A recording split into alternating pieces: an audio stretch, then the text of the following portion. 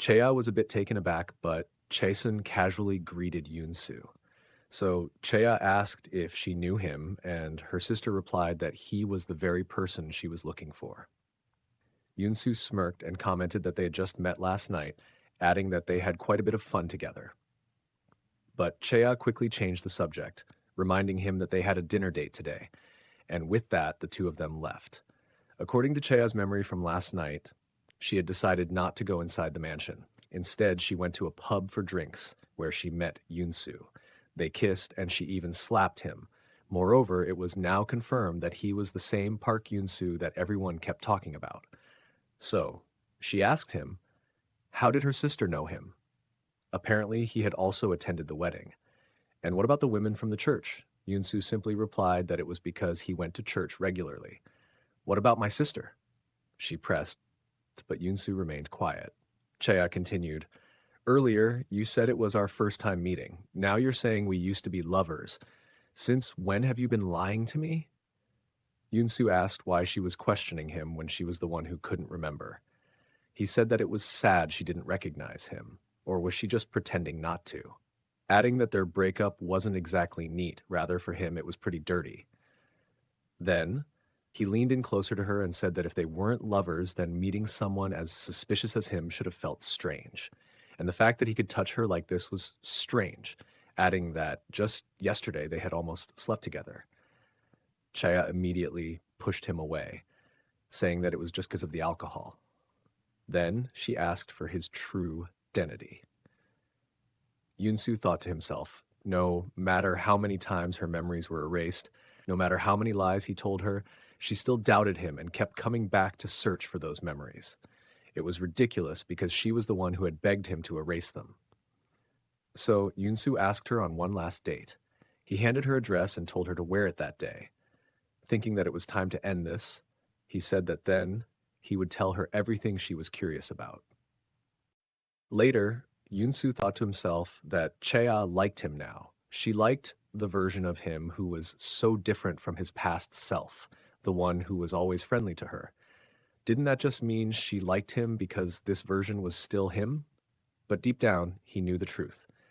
If she ever found out who he really was, she wouldn't love him anymore. He went to the church and remembered how Son used to pray for everyone to forgive him. But their loved ones would never forgive them, and so the only thing they could pray for was the ability to forgive themselves. Only now did Yunsu truly understand he would never be forgiven, and embracing that truth was far more difficult than he had imagined. Then he ran into the priest, who asked if he had come to pray for forgiveness, but Yunsu simply smiled and replied that he had done nothing that needed to be forgiven. He thought to himself that Son could scold him all he wanted for making the same mistake he did, but Hanchaya loved him now, and that was something he had made happen. As for forgiveness, that was never part of the plan. Meanwhile, Chaya received a message from her sister inviting her to the family's get-together, adding that their grandmother wanted to apologize for what had happened before. Just then, another message arrived from Yunsu, asking her out on their date. She agreed, deciding to meet her family in the morning and then see Yunsu later. But one thing still puzzled her. Why would this be their last date when he had harassed her so much in the first place? Lying down, she found herself suddenly wanting to hear his voice, and the thought startled her. Thinking back to what had happened with Nam Haewon sent chills down her spine. Was she really not afraid enough yet? Was she about to make the same mistake again, liking someone and letting it all happen again?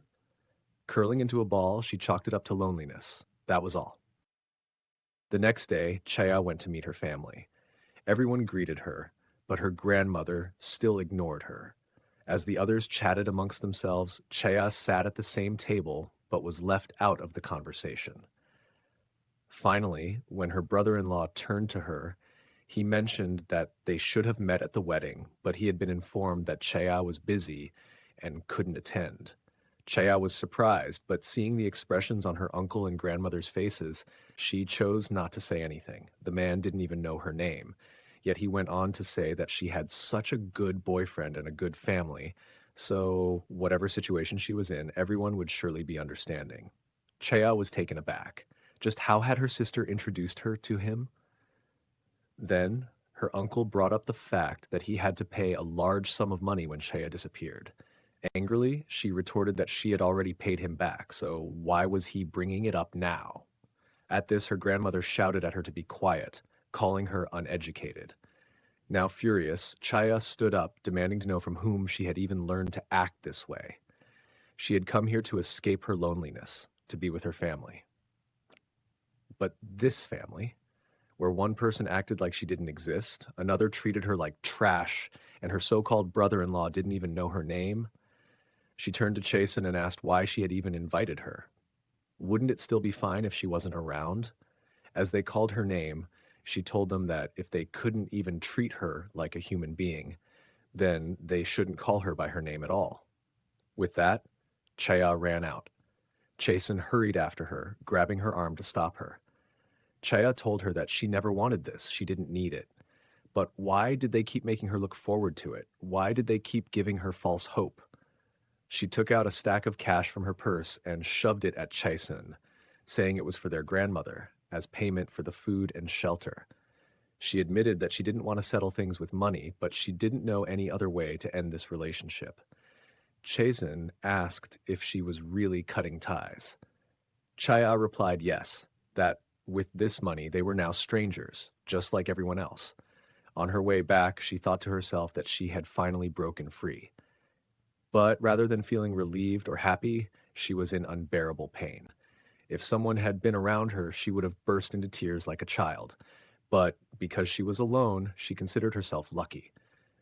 Just then, she noticed Yunsu standing beside her, holding an umbrella over her in the rain.